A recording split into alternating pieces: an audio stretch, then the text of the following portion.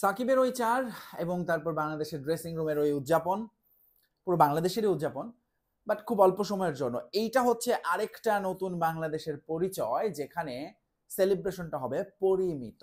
এবং এই বাংলাদেশ, বাংলাদেশ 2.0, যে নতুন বাংলাদেশ পরিবর্তনের মধ্য দিয়ে যাচ্ছে, প্রথম সিরিজ নতুন বাংলাদেশের, এবং সেখানে এরকম অসাধারণ অসাধারণ জয়, এবং সেই জয়গুলো এসেছে দেখুন কত রকম বিষয় আছে এখানে, সেই বিষয়গুলোই আমি বলবো। প্রথমত, একটা সময় মনে হচ্ছিল না যে আর 15-20 রান লাগে, এবং এরকম সময়ে বাংলাদেশের ব্যাটসম্যানরা রাশ শট খেলে টেস্টে বহুবার উল্টোপাল্টা উইকেট হারিয়েছে কিংবা ম্যাচটা কঠিন করে জিতে এসেছে। বাট আজকে সাকিব এবং মুশফিক, দুই অভিজ্ঞ, দুই পোর খাওয়া, যারা এরকম অসংখ্য ঘটনার সাক্ষী। সাকিব নিজেও কতবার হোমজিক্যালি খেলে আউট হয়ে ফেরত এসেছেন, সেই সাকিব কি ঠান্ডা মাথায়, এবং এক সময় মনে হচ্ছিল 12 রান লাগে আর যখন তখন মনে হচ্ছিল দুটো ছক্কাও বোধহয় মারার অ্যাটেম্প নিতে পারে বাংলাদেশ দল, যে উইনিং উইথ গ্লোরি, সেই জিনিসটা আজকে বাংলাদেশ দলের আরেকটা পরিণত বোধ, আমি বলবো পরিমিতি বোধ, এবং সেটাই বাংলাদেশ দলটাকে, এই জয়টাকে আরো বেশি মাহাত্ম্য দিয়েছে অন্তত আমার কাছে। সো ওভারঅল আজকের ম্যাচ শেষে আরেকটা কথা মনে হচ্ছে, যে গত কয়েকদিন ধরে একটা প্রশ্ন খুব ঘোরাফেরা করছে না, যে শান্ত কি করেছে, ক্যাপ্টেন শান্ত কি করেছে। আপনি যদি এই জয়টার বাংলাদেশের পুরো দলের ক্রেডিট হয়, সেখানে একটা বড় ক্রেডিট অবশ্যই ক্যাপ্টেন শান্তর। রাইট টাইমে bowling change, fielding set up, এবং দলের গেম প্ল্যানটাকে মাঠে এক্সিকিউট করা। শান্ত হয়তো ব্যাট হাতে রান পাননি, বাট বাকি কাজগুলো তিনি খুব দারুণভাবেই করতে পেরেছেন। বিশেষ করে তার বোলিং চেঞ্জগুলো তো খুবই খুবই কাজে দিয়েছে। আপনি যদি দেখেন দুই টেস্টেই একই কথা কোচ হাতুরু সিং এর ক্ষেত্রে। হাতুরু সিং এর এখন কি হবে, এরকম একটা সাফল্যের পর কি করবে এখন বিসিবি তার ব্যাপারে।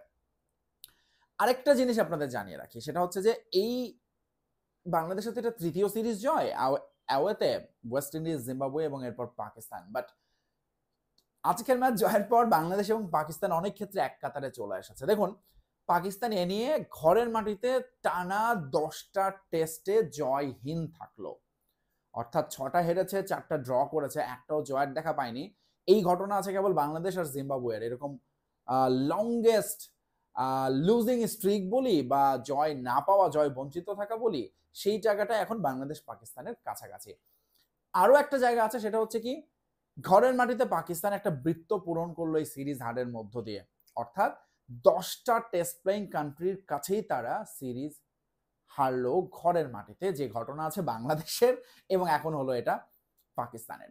সো অবভিয়াসলি পাকিস্তানের সামনে অনেকগুলো কোশ্চেন মার্ক, তারা সেই প্রশ্নগুলোর উত্তর খুঁজবে। বাট আমি আসলে একটু বাংলাদেশের পারফরমেন্সে ফোকাস করতে চাই, এবং এরকম একটা ম্যাচ জয়ের পরে, এরকম একটা সিরিজ জয়ের পরে, ক্লিন সুইপের পরে, মানে আপনি কোনো ব্লু ফলস কি আছে, আসলে কোনো কিছু নিয়ে কথা বলার মতো আছে, যে জায়গাটায় বাংলাদেশ আরেকটু ভালো করতে পারতো না, একেবারেই পিকচার পারফেক্ট যে কথাটা আগের দিন বলেছিলাম, সেটাই বাংলাদেশ যেন করে দেখালো আজকেও। একটা ভয় ছিল, শঙ্কা ছিল, বৃষ্টি হয়েছে, উইকেট, বাংলাদেশের ব্যাটসম্যানদের অ্যাপ্রোচ কেমন হয়, বাট কি দারুণ ভাবে একটা অনায়াস জয় বাংলাদেশের। পুরো ম্যাচে একটা বারের জন্য মনে হয়নি পাকিস্তান এই ম্যাচটা, ওই 26-6 ছাড়া এর পরে আর কখনোই মনে হয়নি যে পাকিস্তান বোধহয় ম্যাচটা বা সমান সমান অবস্থা আছে, বা পাকিস্তান ম্যাচটা হাত থেকে কেড়ে নিতে পারে বাংলাদেশে। বরং বাংলাদেশ 3টা ডিপার্টমেন্টেই, বোলিং, ব্যাটিং, ফিল্ডিং, ডমিনেট করে আজকের এই দুর্দান্ত দুর্দান্ত একটা জয়। এবং ভারত সিরিজের আগে বাংলাদেশের এটা একটা দারুণ কনফিডেন্সের ব্যাপার।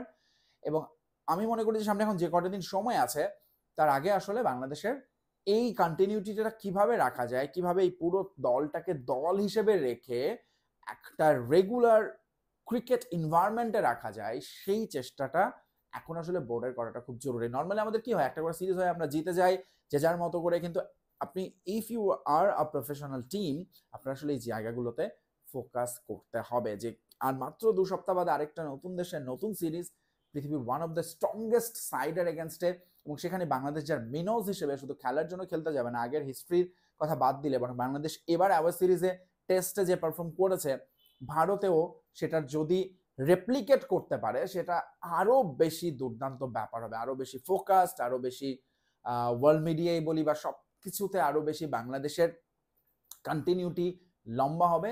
এবং এই ধারাবাহিকতাটাই আসলে টেস্টের সবচেয়ে ইম্পর্টেন্ট। কেন ইংল্যান্ড, অস্ট্রেলিয়া তারা এত ভালো করছে টেস্টে বা করে সবসময়, বিকজ অফ তাদের ওই ধারাবাহিকতাটা তারা সবসময় রাখে তাদের ঘরে।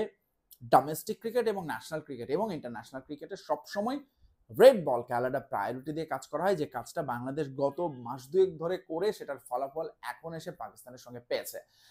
But is this the end, বা এটাই কি আসলে শেষ? বাংলাদেশের পারফরমেন্স এখন একটা গ্রাফে যে আছে সেখান থেকে আরো কিভাবে উপরে যায়, যেন নিচে না নামে, সেই চেষ্টাটা অব্যাহত রাখতে হবে। এবং সেই জায়গাটায় কোচ ক্যাপ্টেনের যেরকম ভূমিকা, বিসিবির আসলে এখন ভূমিকা, এবং এটা খুবই দেখার হবে যে নতুন বিসিবি এই কোচ, কোচিং স্টাফ, ক্যাপ্টেনদের সঙ্গে কি করে। But hats off to Bangladesh cricket board for one reason, যে আমরা একটা stable pace bowling line up তৈরি করতে পেরেছি, যেখানে আমাদের ফ্রন্টলাইন পেসার মানে আসলে একদম নতুন একটা পেসার এসেও ফ্রন্টলাইন পেসার হয়ে যান নাহিদ রানার মতো। এখনো আপনি যদি আমাদের টেস্ট বোলিং ব্যাকআপের দিকে তাকান, ইবাদত হোসেন, খালিদ, এরা কিন্তু বসে আছেন। শরীফুল এই ম্যাচে খেলেননি, এবং এই জায়গাটাতেই ভারত সাম্প্রতিক সময় কেন এত দুর্দান্ত ভালো করছে ইন্টারন্যাশনাল সার্কিটে, বলে দিতে হবে না যে because of their pace bowling attack. Bharat তো ব্যাটিংয়ে সবসময় ভালো, স্পিনে সবসময় ভালো, কিন্তু এইরকম দুর্দান্ত পেস বোলিং গত 5 বছরে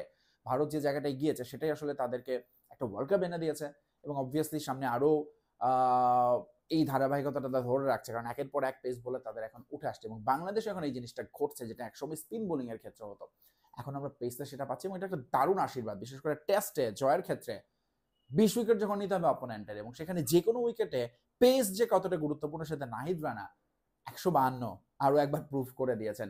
সো ওভারঅল বাংলাদেশের জন্য একটা দুর্দান্ত, আমি বলবো যেটাকে বলে ক্লিনিক্যাল উইন, যেখানে আসলে সবগুলো সেক্টরে তারা পাকিস্তানকে হারিয়েছে। ম্যাচের ভেতরে ছোট ছোট লড়াইগুলোতেও বাংলাদেশ দুর্দান্ত করেছে, এবং একটা নতুন দিনের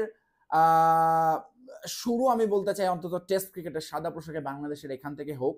অতীতের 20 বছরের ও হ্যাঁ, 20 বছরের কথা যখন মনে পড়লো, আরেকটা কথা বলি, পাকিস্তানের মাটিতে এই যে বাংলাদেশ আজকে 185 রান করে জিতলো, এই ঘটনা গত 20 বছরে ঘটেনি পাকিস্তানে।